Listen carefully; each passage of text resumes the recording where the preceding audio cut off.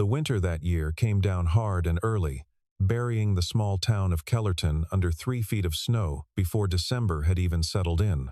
The roads turned to packed ice by nightfall, the kind of cold that crept through the walls of old houses and sat in the bones of anyone who spent their days working with their hands. Smoke rose from chimneys along Birch Street, and the few shops that stayed open past 5 o'clock kept their lights burning as if trying to convince the darkness to hold back a little longer. At the far end of Grover Lane, past the feed store and the abandoned hardware shop, there was a garage, a weathered structure with a rusted corrugated roof and wooden walls that had gone gray from decades of exposure. The kind of building that most people drove past without a second glance. Inside, beneath a canvas tarp gone stiff with age, sat a car that had not moved in more than 20 years. When the woman who had built her entire reputation on knowing the value of old automobiles walked into that garage and pulled back the corner of that tarp, she laughed. It was not a gentle laugh. It was the kind of laugh that fills a room and makes everyone else feel smaller for having believed in something she found ridiculous.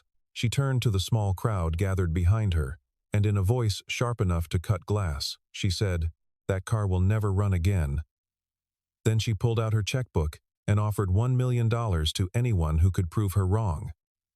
The crowd laughed with her, all of them, except one. The man standing at the back of the garage, the one with grease still on his knuckles from a job he had finished that morning, said nothing at all. He looked at the car for a long moment, not with the desperate hope of a gambler, not with the wild eyes of someone about to do something foolish, but with the steady, quiet certainty of a man who already knew the answer to a question nobody else had thought to ask. Then he accepted her challenge. Nobody in Kellerton could have imagined what was going to happen next. Marcus Hale had turned 38 in October, and he had spent every one of those years in this town. He was not a large man, but there was a density to him, a quality of weight and solidity that came from decades of physical work. His hands were thick and calloused, his shoulders carried a permanent forward lean from years of bending over engines, and his face had the kind of weathering that happens when a man spends too much time outdoors in a climate that is not particularly forgiving. He lived alone in a 2-bedroom house on the eastern edge of town, a modest place with a sagging porch, a furnace that needed convincing every morning, and a kitchen window that let the cold air seep through no matter how much foam tape he pressed into the frame. The house had been his parents', and before he had time to think seriously about repairs, life had moved on past the point where he could afford them. He made his living as a freelance mechanic, which was a polite way of saying he took whatever work came through the door. Farm equipment, delivery trucks, a neighbor's aging sedan that made a sound nobody could quite describe. In the warmer months, the work was steady enough, but winter was something else. Farmers weren't running equipment. People were putting off repairs until spring.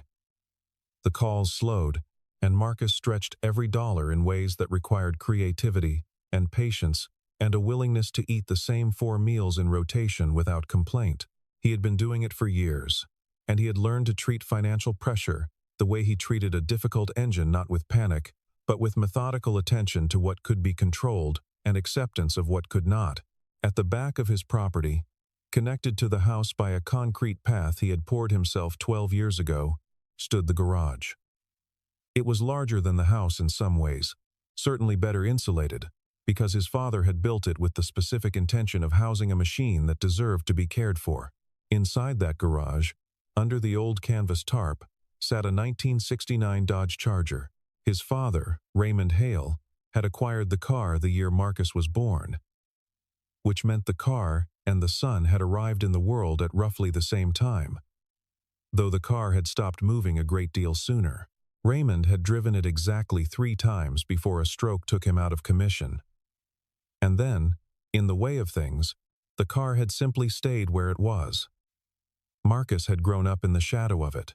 He had learned the names of its parts before he learned to multiply. He had watched his father run a careful hand along the hood on the rare occasions when Raymond could make it out to the garage, not with the intention of repairing it, but with a tenderness that Marcus had never seen directed at anything else. When Raymond died, the car stayed. When people advised Marcus to sell it, he declined without explaining himself. Occasionally, in the evenings after a long day of work, he would unlock the garage side door, pull the tarp back enough to expose the hood, and wipe the dust from the paint with a clean cloth. He kept the key on a hook just inside his kitchen door. Separate from all his other keys, on a small wooden peg, his father had mounted there for exactly that purpose. He had never talked about why he kept it. He had never told anyone what he suspected, but the knowledge sat in him the way a well-understood tool sits in a skilled hand, present, specific, waiting for the right moment. The annual Kellerton Winter Classic, a vintage car exhibition that drew collectors and enthusiasts from across the region, was scheduled for the third Saturday of January. It was the kind of event that put the town on the map for 3 days every year, brought money into the local economy, and attracted exactly the sort of person who thought they knew everything worth knowing about automobiles built before 1980. Victoria Mercer had made her first major acquisition at the age of 22, a 1957 Ferrari California that she had spotted at an estate sale in Connecticut, while everyone else was looking at the furniture. She was 36 now, and in the intervening 14 years she had built a collection worth somewhere north of $30 million, written 2 books on the valuation of American classic automobiles, and cultivated a public persona that was equal parts expertise and performance. She was not unlikable, exactly. She was sharp and often funny, and she could talk about carburation systems or body panel provenance with the ease of someone discussing the weather. But she had arrived at the level of reputation where she had stopped separating what she knew from what she assumed, and the gap between those two things had quietly grown without her noticing. She came to Kellerton every other year for the Winter Classic. She knew the town, knew the dealers, knew which locals had interesting pieces tucked away in their barns or outbuildings. When word reached her, through the informal network of collectors and local enthusiasts that always surrounded these events, that there was a derelict car sitting in a garage on Grover Lane, a car that hadn't moved since the early 2000s, belonging to a mechanic of no particular reputation, she went to look at it the way she went to look at everything. With confidence, with speed, and with the absolute certainty that her first impression would be correct. She arrived at Marcus's garage on a Thursday afternoon, accompanied by 2 men who served as a combination of assistants and audience. Marcus was there, wiping down a socket set at his workbench. He nodded when they came in. He did not make any particular effort to present the car favorably. He simply pulled back the tarp when she asked him to, and stood to one side while she looked. Victoria circled the Charger with the practiced eye of someone who had seen hundreds of machines in various states of deterioration. She crouched to look at the rocker panels. She peered through the window glass. She pressed on the door with 2 fingers, as if testing the solidity of the steel beneath the paint. Then she straightened up, turned to the men behind her, and began to speak in the way people speak when they are performing their expertise for an audience. "The frame shows significant surface oxidation along the lower rails," she said. "The engine compartment," she continued, lifting the hood without asking Marcus's permission, shows no evidence of recent maintenance. "The carburetor is fouled. The wiring harness shows insulation degradation consistent with 20+ years of neglect. The fuel system is certainly compromised. You can see the staining on the intake." She lowered the hood. She looked at Marcus directly for the first time. "This car will not start," she said. "Whatever this man believes about its condition, I am telling you with complete professional certainty. This machine has not run in decades, and it will not run again without a full engine replacement." The crowd at the garage door, neighbors, a few event attendees who had followed her there out of curiosity, murmured in agreement. Marcus said nothing. He leaned against his workbench with his arms crossed and watched her with an expression that revealed nothing at all. Victoria looked at him a moment longer, and something about his stillness must have registered, because she added, "I'll put a number on that certainty. $1 million says that car does not start under its own original power within 30 days. And just to be clear," she added, "replacing the engine doesn't count. Whatever runs that car, if anything runs it, has to be what's already in it." She said it lightly, as if the bet were a kind of joke, a theatrical punctuation mark on her assessment. She did not believe, in that moment, that anyone would accept it. The crowd pressed in a little. Someone near the back called out something encouraging, half teasing, half daring. Marcus looked at the car. He looked at Victoria. He looked back at the car. There was a silence of perhaps 15 seconds, which is a long time when a room full of people is watching a single person decide something. Then he said, "I'll take that." The reaction in the garage was immediate and varied. Two people laughed outright. One man shook his head slowly, the way you shake your head at someone who has just made a very public mistake. A woman near the door took out her phone. Victoria Mercer blinked once, a small, involuntary response, and then composed herself into a smile that did not quite reach her eyes. She extended her hand, and Marcus shook it without hesitation. The terms were simple. 30 days, original engine, running under its own power. With a neutral third party to verify the result, hands were shaken. The paperwork, such as it was, would be formalized through the event organizers at the Winter Classic. By that evening, the local news station had a brief segment. By the next morning, a regional automotive publication had run a short piece. By the end of the week, the story had escaped Kellerton entirely and was circulating in collector forums and automotive enthusiast communities across several states. Victoria gave a brief interview in which she described the bet as a generous impulse on her part, a way of giving someone with more optimism than knowledge a chance to learn something about the reality of mechanical restoration. She said it kindly, as if she were doing Marcus a favor, as if the education he was about to receive at the hands of reality was something she had generously arranged for his benefit. Marcus, for his part, gave no interviews. A reporter called the house twice. Both times he let it ring. He closed the garage door, turned on the work lights, and began. The first thing he did was nothing. He stood beside the charger for 20 minutes with a legal pad and a pen, looking at it the way his father had taught him to look at anything mechanical, not hunting for problems, but listening, in the metaphorical sense, for what the machine itself was telling him. Then he started at the beginning. He pulled the tarp off completely for the first time in years and folded it neatly in the corner. He opened the hood and set it on its support rod. He crouched beside each wheel well in turn. He went through the interior, lifting floor mats, checking beneath the seats, running his hand along the dashboard. He did all of this in silence, making notes in a handwriting that only he could fully decipher: shorthand codes, numbers, small sketches of component arrangements. Outside, the temperature had dropped to 9 degrees. The garage held some heat from a propane heater he kept running in the corner, but the air was still cold enough that he could see his breath when he leaned into the engine compartment. He worked until 2 in the morning on the first night. Then he went inside, slept for 5 hours, and came back. The fuel system was compromised in the way he expected. The tank had residue that had hardened over the years. The fuel lines were stiff and cracked at the bends, and the carburetor was fouled with varnish deposits that had formed as old gasoline evaporated and left its chemistry behind. The wiring harness was brittle, with several sections where the insulation had cracked and the bare copper beneath had oxidized. The battery was dead and unsalvageable, which was expected. The ignition system needed full attention points: condenser, rotor, distributor cap. The cooling system had a hardened mess in the radiator that would need to be flushed with the kind of chemical patience that the job required. The cold was its own kind of adversary. At night, with the propane heater cycling on and off and the temperature outside dropping past 0, the metal components he was working with would contract slightly enough to matter when tolerances were as specific as these.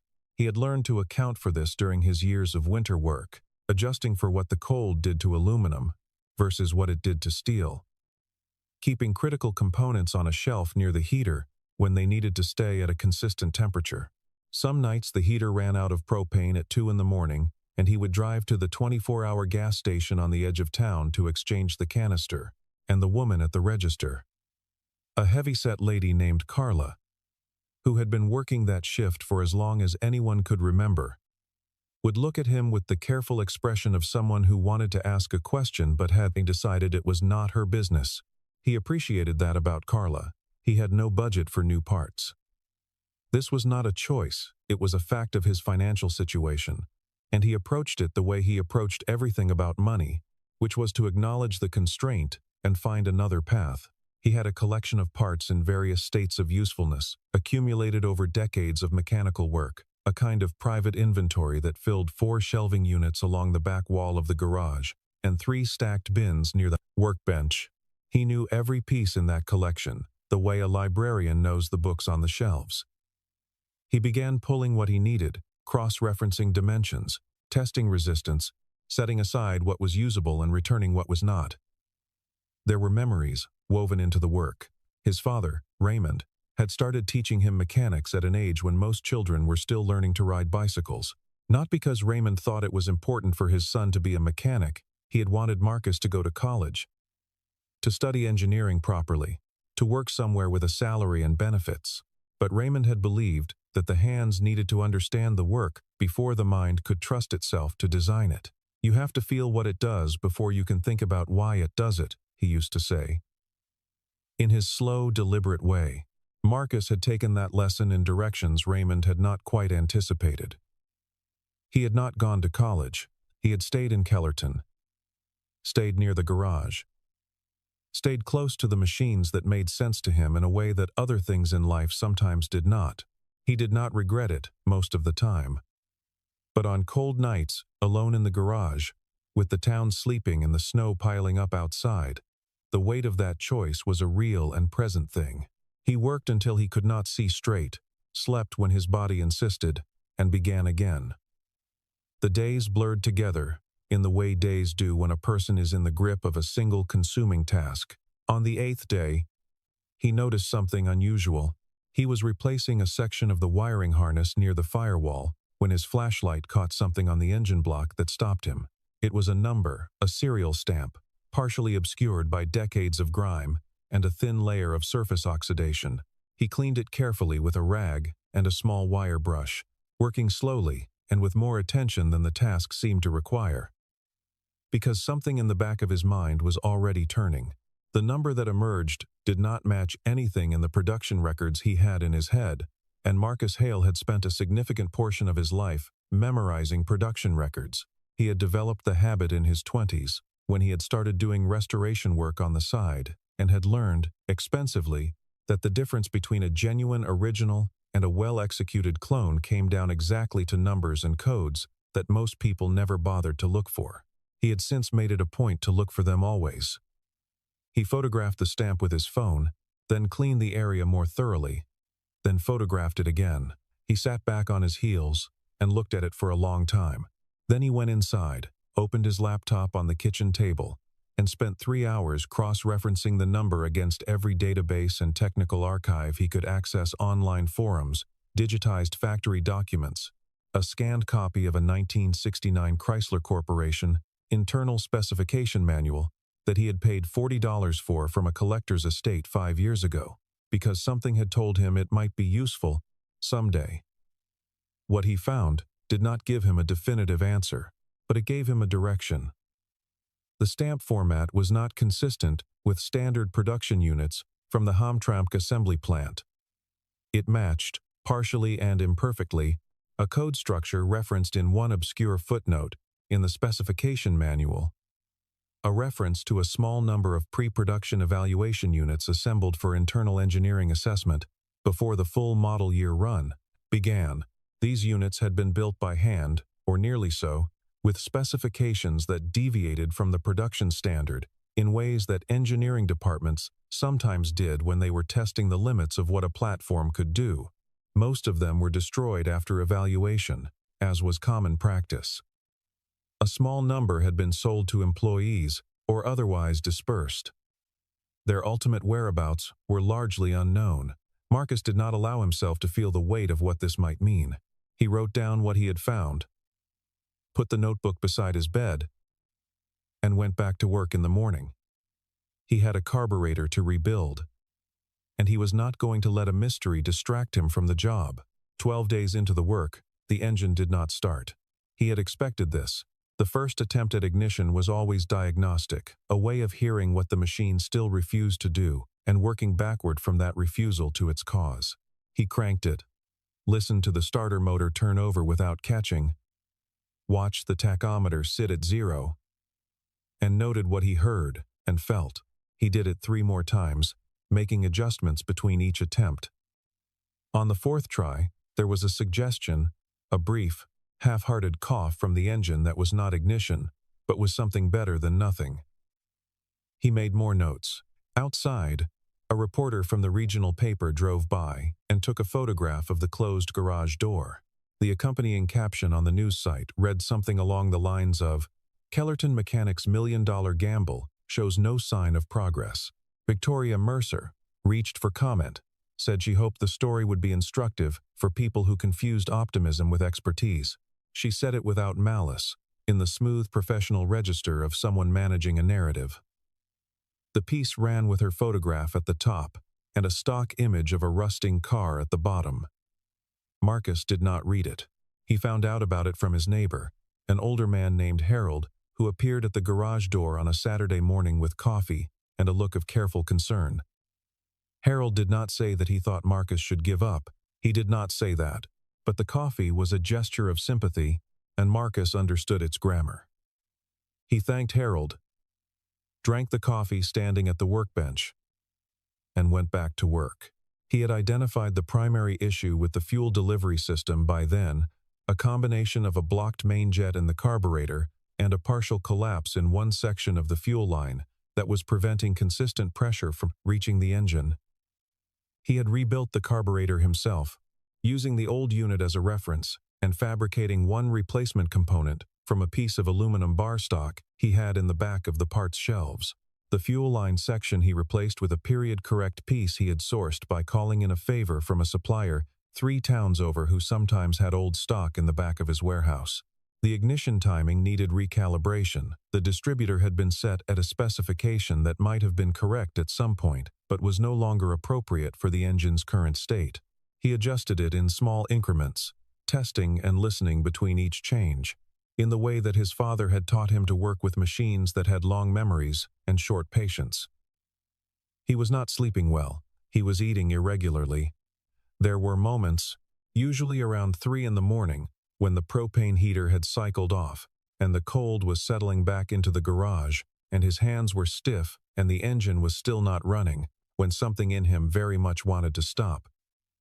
Not because he thought he was wrong. He was fairly certain he was not wrong. But certainty is a different thing from energy, and energy was what he was running low on.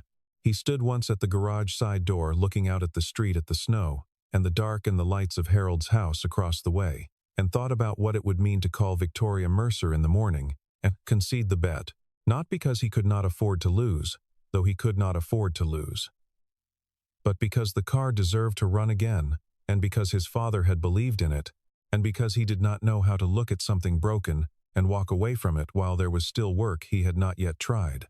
That was the thing about being a mechanic that was not about engines at all. It was about a refusal to accept incompletion as a permanent state, a belief that function was the natural condition of a thing well made, and that dysfunction was merely a problem not yet fully understood.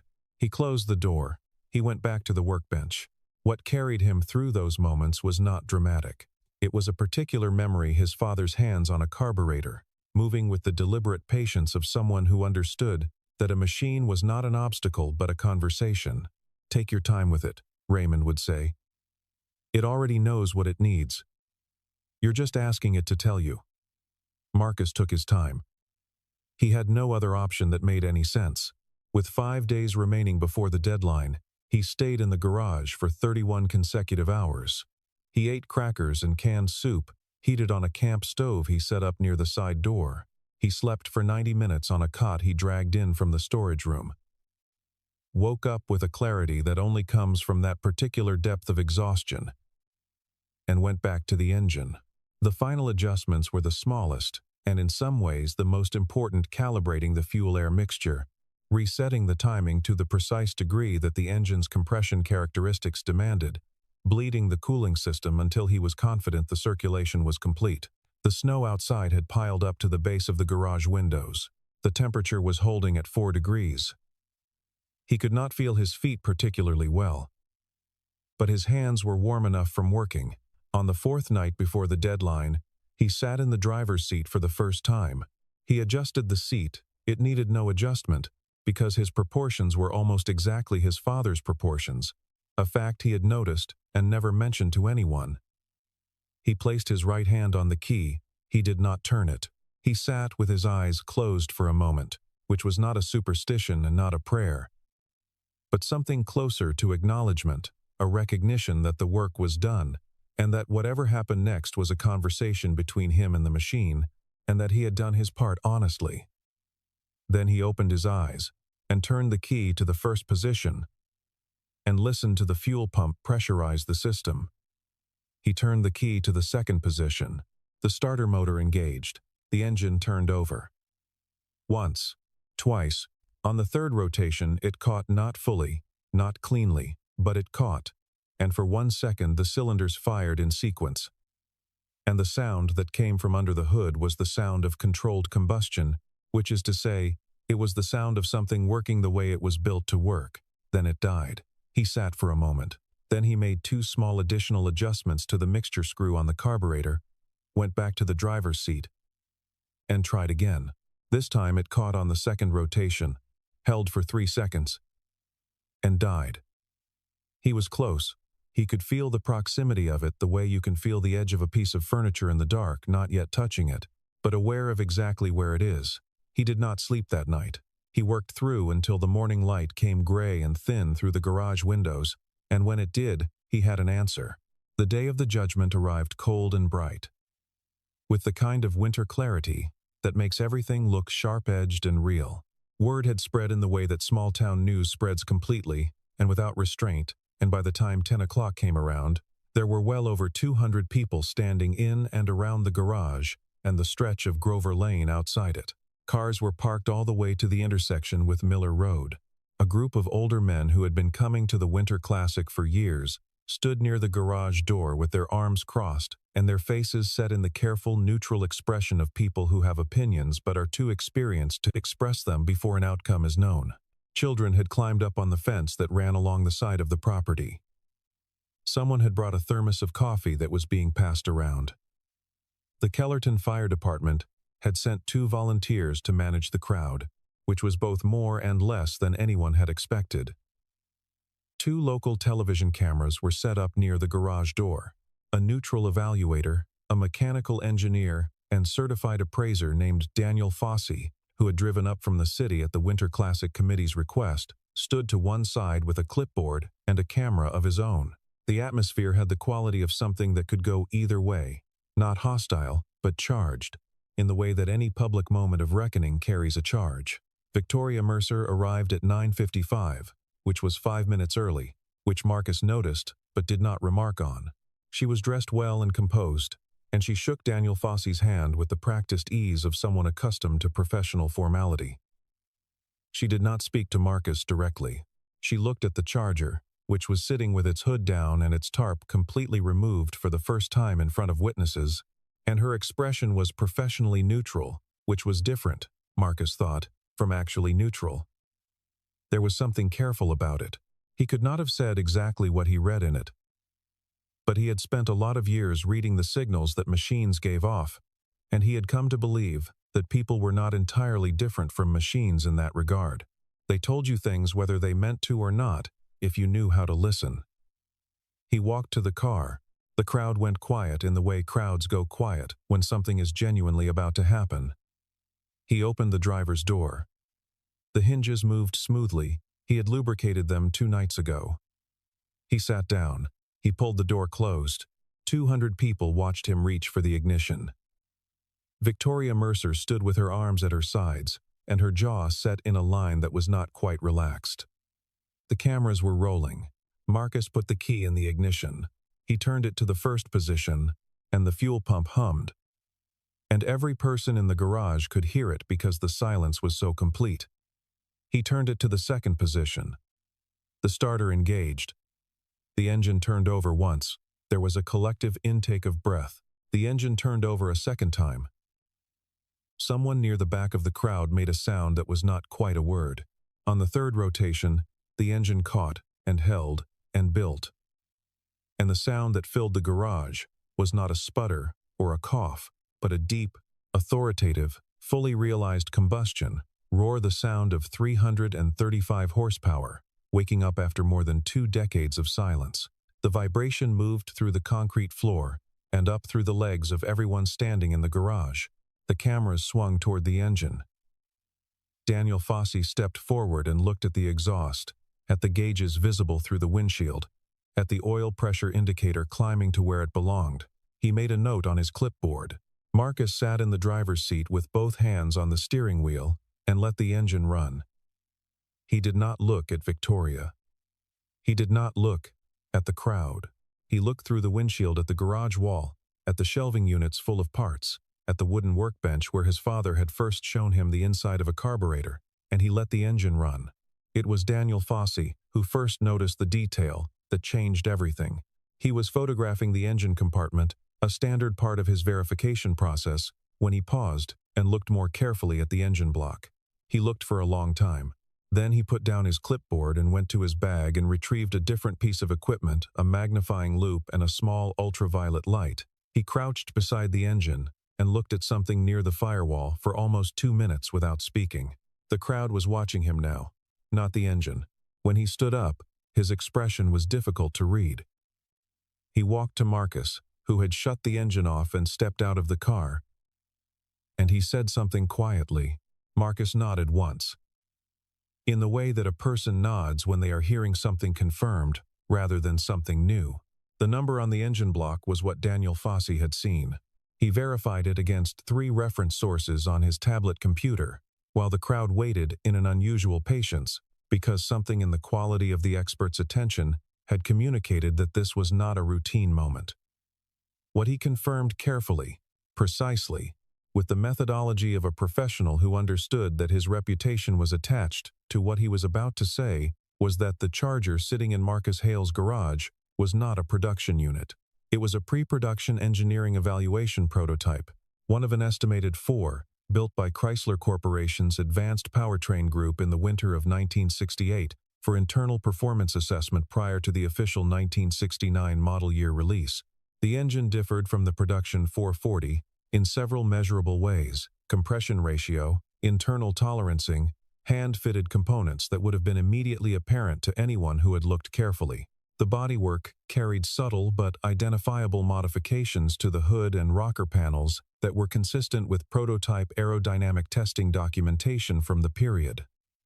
The VIN structure, properly decoded and cross-referenced against Chrysler's internal prototype registration system, placed this specific vehicle at the Highland Park Engineering Facility in November of 1968.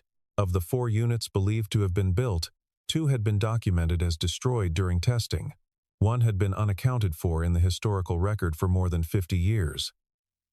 And this one, it appeared, had been acquired through channels that were neither well documented nor particularly traceable by Raymond Hale, who had worked as a parts supplier's representative with regional Chrysler dealerships in the late 1960s, and who had apparently understood what he had, and had told no one, and had left it to his son. The crowd in the garage went through something that was not quite silence and not quite noise, a kind of collective recalibration, a rearrangement of understanding.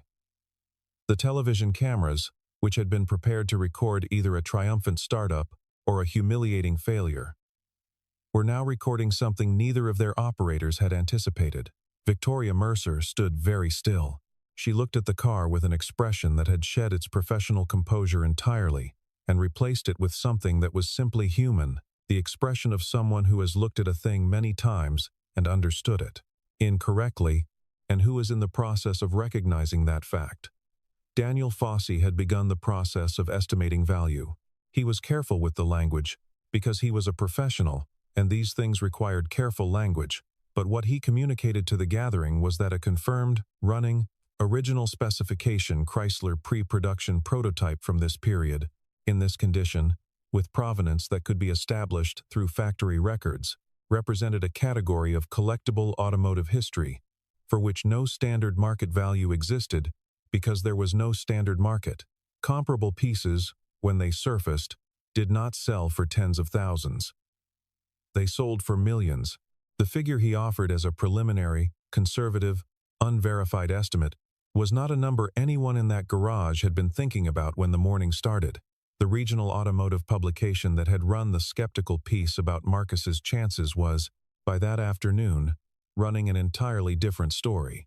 Victoria Mercer found Marcus 2 hours after the crowd had dispersed. He was back at his workbench, drinking coffee from a thermos, and looking at nothing in particular, the particular kind of stillness that comes after a long and concentrated effort, when the body has burned through its reserves and the mind is simply resting in the fact of completion.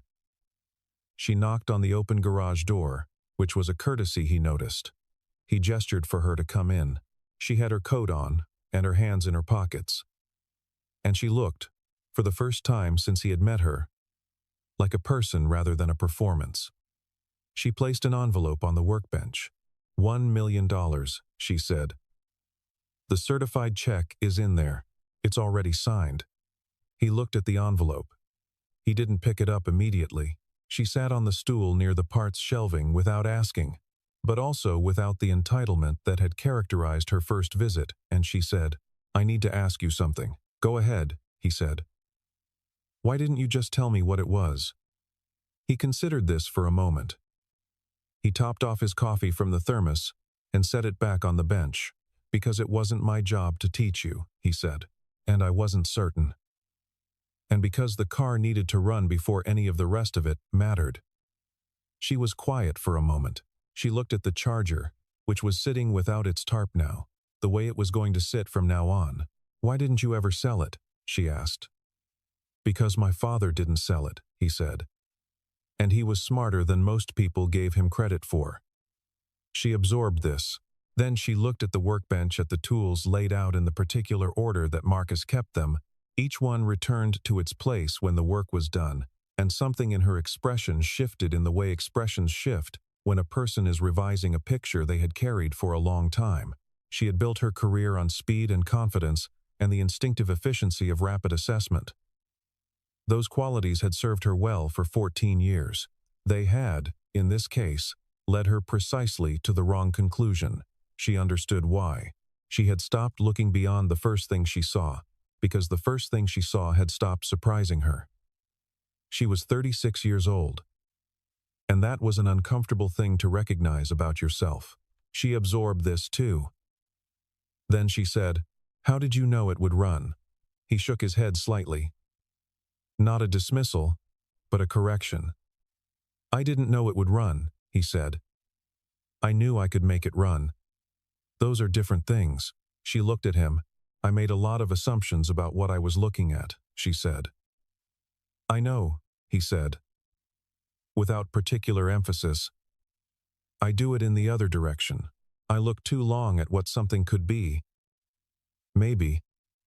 And I miss what other people see right away. I'm not sure which one is worse." She almost smiled at this. She stood up, buttoned her coat, and looked at the Charger one more time with the unhurried attention she had not given it on her first visit. "It's remarkable," she said. "The exhaust note when it started, I've never heard a 440 do that." "That's not a stock 440, he said. "That's what Daniel's report will say." "I know," she said. "I should have known it from the sound." She paused at the garage door. "For what it's worth," she said, "I've been doing this for 14 years, and I have never been this wrong before." He picked up the envelope from the bench. He examined it, then put it down again. "For what it's worth," he said. "I've been working on that car in some form or another since I was about 9 years old." She nodded. She stepped out into the cold. He heard her car start and pull away, down Grover Lane, and then the only sound was the wind pressing against the garage walls and the occasional tick of cooling metal from the Charger's engine. By the end of that week, the story had gone wider than either of them intended. The automotive collector community has a particular relationship with scarcity, a confirmed prototype running under original power, with provenance traceable to a factory serial record, represented a category of discovery that occurred perhaps once in a generation. The people who understood what that meant had resources and intentions to match their understanding, and they moved quickly when something of this nature surfaced. The automotive collector community has a particular relationship with discovery. It is simultaneously small enough that significant news travels fast, and large enough that significant news when it travels, reaches people with serious resources. 3 of the most respected vintage vehicle auction houses in the country made contact. A museum in Detroit sent a curator who drove up without an appointment and stood in the garage for 2 hours, taking photographs and asking questions in a voice that had the quality of someone trying not to appear as overwhelmed as felt.